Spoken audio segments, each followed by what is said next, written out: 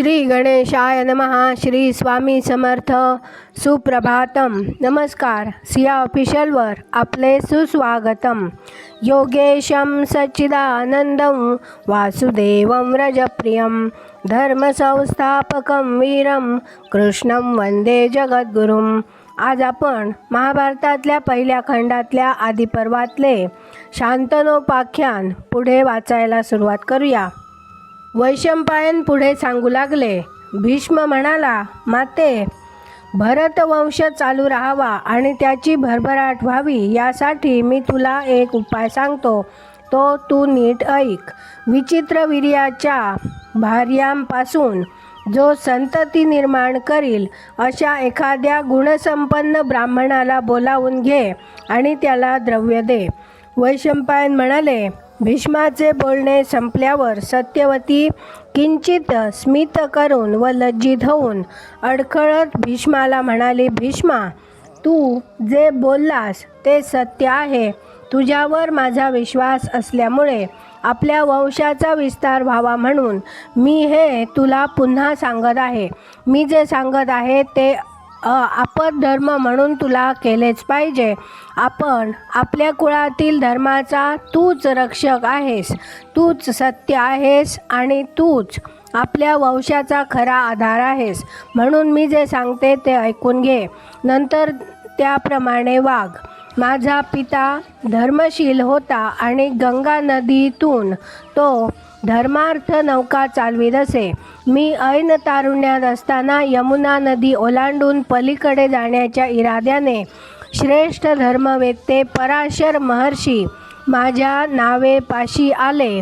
त्यांना नावेत बसवून मी ती वल्हवीत असताना ते मुनिश्रेष्ठ कामासक्त झाले.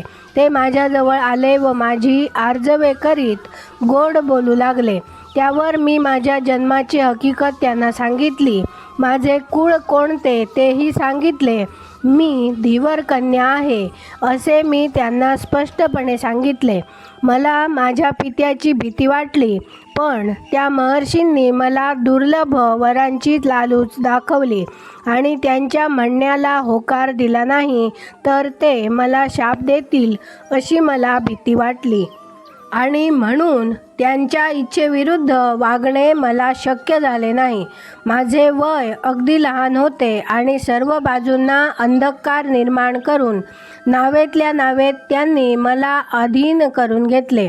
पूर्वी माझ्या अंगाला माशांचा अतिशय किळसवाणा गंध येत असे. त्या महर्षींनी माझा तो मत्स्यगंध घालविला आणि त्याच्याऐवजी हा सुगंध मला प्राप्त करून दिला.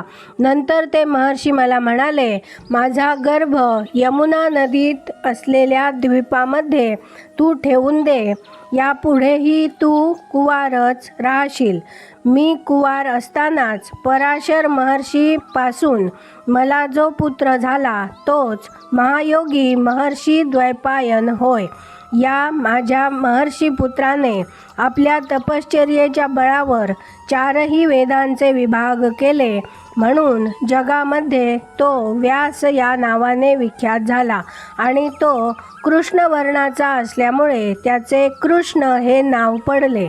म्हणून कृष्ण द्वैपायन व्यास. द्वैपायन व्यास सत्यवादी होता, मनसंयमी होता, तपस्वी होता, पापरहित होता, महात्मा होता. जन्मानंतर तो आपल्या पित्याबरोबर निघून गेला. त्या महातेजस्वी कृष्णद्वैपायनाला जर मी भरीला घातले तर तुझ्या भावाच्या म्हणजे विचित्रवीर्याच्या भार्यांच्या ठिकाणी तो संतती निर्माण करील ही माझी खात्री आहे. माते, काही संकट आले तर माझी अवश्य आठवण कर असे तो माझ्याजवळ पूर्वी बोलला होताच. भीष्मा, तुझी जर इच्छा असेल तर मी त्याचे स्मरण करते. जर तुझी अनुमती असेल तर तो महातपस्वी कृष्णद्वैपायन खात्रीने विचित्रवीर्यांच्या भार्यांच्या ठिकाणी पुत्रोत्पत्ती करील. वैशंपायन म्हणाले. सत्यवतीने व्यास महर्षींचे स्मरण केल्यावर भीष्म हात जोडून म्हणाला, धर्म, अर्थ आणि काम या तीनही पुरुषार्थांचे ज्याला संपूर्ण ज्ञान असते, अर्थापासून अधिक अर्थाची प्राप्ती कशी होईल, धर्मापासून अधिक श्रेष्ठ धर्माचा लाभ कसा होईल आणि कामापासून अधिक स्पृहणीय कामाची प्राप्ती कशी होईल याचे ज्ञान ज्याला असते आणि या तीन पुरुषार्थांचे अनुकूल परिमाण न होता जर विपरीत परिमाण झाले तर काय अनर्थ होतात हेही जो जाणतो, या तीनही पुरुषार्थांचा जो एकत्र आणि स्वतंत्र विचार करू शकतो आणि आपल्या बुद्धीचा वापर करून काळजीपूर्वक विचार केल्यानंतर जो निश्चयपूर्वक त्याप्रमाणे वागतो तोच खरा बुद्धिमान. व्यास महर्षी असे बुद्धिमान आहेत. आता तू जे बोललीस ते सारे धर्माला अनुसरून आहे. आपल्या कुळाचे हित त्यात सामावले आहे आणि ते कल्याणकारक आहे. मला तुझे बोलणे फारच आवडले आहे. वैशंपायन म्हणाले, भीष्म असे बोलल्यानंतर सत्यवतीने कृष्णद्वैपायन मुनींचे स्मरण केले. वेदांमध्ये पारंगत असलेले प्रज्ञावंत व्यास महर्षी मातेने आपले स्मरण केले आहे हे समजताच तेथे क्षणार्धात प्रकट झाले. सत्यवतीने आपल्या पुत्राची यथाविधी पूजा केली आणि दोन्ही हातांनी त्याला कवटाळून त्याच्यावर आसवे ढाळली. फार दिवसांनी पुत्राची भेट झाल्यामुळे तिच्या डोळ्यातून अश्रू झरणे स्वाभाविक होते. सत्यवतीवर जलाने मार्जन करून तिचे ज्येष्ठ पुत्र व्यास तिला म्हणाले, माते, तुला धर्माचे तत्व चांगले माहीत आहे. मी काय करू ते सांग. तुला आवडणारी गोष्ट मी करीन. व्यास असे बोलल्यानंतर पुरोहिताने त्यांची पूजा केली आणि व्यासांनीही यथाविधी मंत्रपूर्वक त्या पूजेचा स्वीकार केला. अशा प्रकारे यथाविधी मंत्रपूर्वक पूजा केल्यामुळे व्यास महर्षी संतुष्ट झाले. ते आसनावर बसल्यावर मातेने त्यांचे कुशल विचारले आणि त्यांच्याकडे निश्चलपणे पाहून ती त्यांना म्हणाली, हे प्रज्ञावंता, माता पित्यापासून जन्म घेणारे पुत्र हे त्या दोघांचे असतात. पिता ज्याप्रमाणे त्यांचा स्वामी असतो त्याचप्रमाणे माता ही त्यांची स्वामिनी असते. त्यात काहीच शंका नाही. पूर्वपुण्याईने तू माझा ज्येष्ठ पुत्र आहेस आणि त्याचप्रमाणे विचित्रवीर्य हा सुद्धा माझा कनिष्ठ पुत्र आहे. पित्याच्या बाजूने भीष्म ज्याप्रमाणे त्याचा भाऊ आहे त्याचप्रमाणे मातेच्या बाजूने तूही त्याचा भाऊ आहेस. तुला हे माहीत आहे ना, हा शांतनूचा पुत्र भीष्म नित्य सत्यप्रिय आहे, नित्य सत्यप्रतिज्ञ आहे आणि रणांगणातील त्याचा पराक्रम अतुलनीय आहे. संततीच्या बाबतीत तो अगदी उदासीन आहे.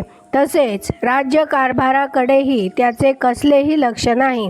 म्हणून आपल्या भावाकडे लक्ष देऊन आपला वंश चिरकाल चालू राहावा यासाठी भीष्म सांगत आहे म्हणून आणि माझी स्वतःची सुद्धा तशीच इच्छा आहे म्हणून सर्व प्रजांविषयी तू सदय हो आणि त्यांचे रक्षण करण्यासाठी मी जे आता तुला सांगणार आहे त्याप्रमाणे तू कृपा करून कर.